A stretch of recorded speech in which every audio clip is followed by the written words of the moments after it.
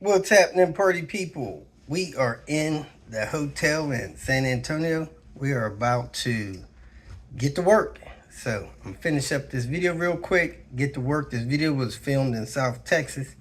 We technically still is in South Texas, but I did a couple things to Panther needed to be done so that when Elizabeth and Byron arrived to South Texas for our marriage ceremony, we would have something for them to drive around and wouldn't depend on us because we're busy. So hope you enjoyed the clips. Have a great day. Welcome to Hanging Out with Robert. That's me. This video contains things that I encounter throughout the day. If for some reason I complete a task and you would like to see the details, you could click on the link in the description area below. This video also contains tips and tricks that I learned throughout the years. I plan on leaving this video accessible for about 30 days. After that, you can view it through my Patreon account. Thank you very much for watching. Unfortunately, I got to kick off the Tinker Day. Get some of these parts out of Panther. Elizabeth and Byron's going to use this when they come to town for our marriage ceremony. So I'm going to replace this Serpentine belt. I got a short one to bypass the AC compressor. But I'm going to check in the back because I may already have that belt back here in the back of the car. So let me check back here to see if I got one. If I don't have one, I'll put on this new one. Let's get cracking. Yes, sir. I got a lot of stuff in here to get out of the way before I can check for that belt under there. So let me get to extracting. We're going to check this box truck, see if there's any space for me to put something in here for a few days. If not, we'll put it in that storage building back there. Did not find that short Serpentine belt in the tire. Hush! Hush! Did not find the Serpentine belt in the tire change area, so I'm gonna put the one on I just picked up from O'Reilly. So let's pop the hood and get that on. I'll let you hear before and after on this AC compressor. Besides this gosh dang neighbor's dog barking, let me fire it up so you can hear the before.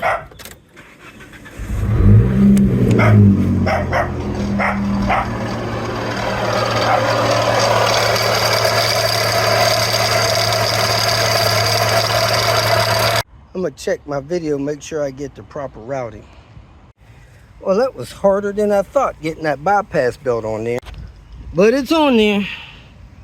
Let me go ahead and relieve the tension, or put tension on it, and put everything back together and fire it up so you can hear the difference. And there it is, folks. Nice and quiet.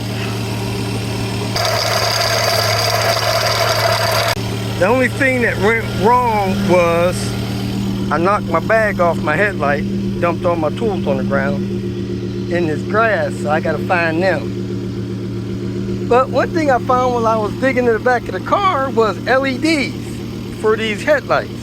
So I'm gonna go ahead and install the LEDs I have. Right now it's too bright outside for you to see what these headlights are doing. Well, let me see a little bit of light. Let me go ahead and put these LEDs on, see what happens. Sad to say, I've probably had these bulbs 2 years and haven't taken the time to put them in. Reverse polarity if it doesn't turn on. Okay, so let's go ahead and install these. I believe they're H1 bulbs. H1 is marked, and these are H1 headlights. And there it is. It just plugs in, screws into the socket like the clip that I have. It has a fan on the back, has MM1H on it, so hopefully these will work. Let's try to install them. Yes, sir. I have some light now. I hate to say it, but you can clearly tell the difference. My old lights are probably 1K. These are, man, up near 5 or 6. I like 45. 45 is comfortable, but these what I have on there, I don't know, they might be 2K. They're dim. So let me get this other one in. Now, it was near impossible to get this light clipped in there because of the way the clip is designed. So the clip is designed to hook over the light bulb. You see how thin? There's nothing blocking this. So the bulb is in the assembly like that, and the hook comes over like this, presses against these two sides, which makes the ground, and hooks in like that. But with your fan assembly in the way, there's no way for that hook to get around this fan assembly. So what I was able to do was take this plastic clip off of this light, put it in the assembly, lock this in place, and then just slide the light in the proper orientation in there until this clip locked back on there. Now these have a ground and a positive, so when you take your lights out, your positive plugs in. I had to close the spade a little bit to get it hooked up, and then the ground that's on the light assembly hooks on here. Not sure if that'll mess with my high beam or not, hopefully not, but I went ahead and closed the spade on that to make it hook on here good. So it's working. Let me go ahead and put the other bulb in and be done with this task. Now I do need to take this and drill it out to fit that fan, because that is not going to close in on the back of that with that fan there. It's just too far. So I'm gonna get probably a 1-inch bit, drill a hole in that to match whatever that is. I'll measure that real quick and drill a hole in 2 of these and put those over there to prevent a lot of dust from getting in there. I don't know if that fan is sucking in or blowing out. Let me get a piece of paper and see if we can tell which way that is blowing. All right, this is the test to see if the fan is sucking or blowing.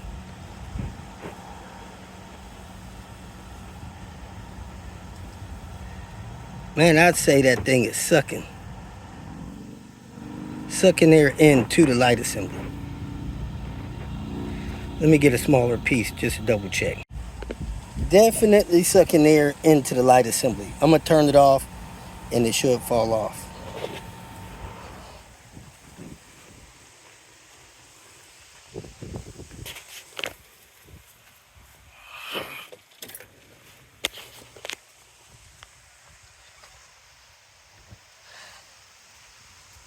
And there you have it. It fell away from the light bulb, so it's sucking air into the light. Let me go ahead and put this next one on. Came up to 1 3/8, so I'll get that size bit. But in the meantime, let me get this other bulb in the other side. And this is it, folks. The final look at these headlights. Yes, sir. Looking good, looking bright, not too high. Let me see if I could figure out what luminous they are. And this car is going to be seeing well. See if the brights work. Yep, brights still work. Thing I like about additional bulbs like HIDs and stuff like that, they don't dim the low beam when you put on the high beam. So you get the plus. I guess that's because they take the ground and they probably cancel out the ground in the car, but this way they don't get canceled, so both get to work. Let me close this car up for tonight. That's it for tonight. I got headlights replaced, serpentine belt replaced, cleaned it up so Elizabeth and Byron can use it next couple days. I'm gonna drive it over closer to the airport tonight. Drop it off at the airport in the morning. Hopefully they'll find the key. They get off the plane, they can jump right in. Whoop, whoop.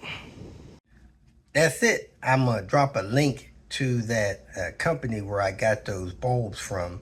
They were, pretty much plug and play. Just had to take that plastic sleeve off the bulb, lock it in place, and then lock the assembly back into the clip to get them to work right. And they're nice and bright.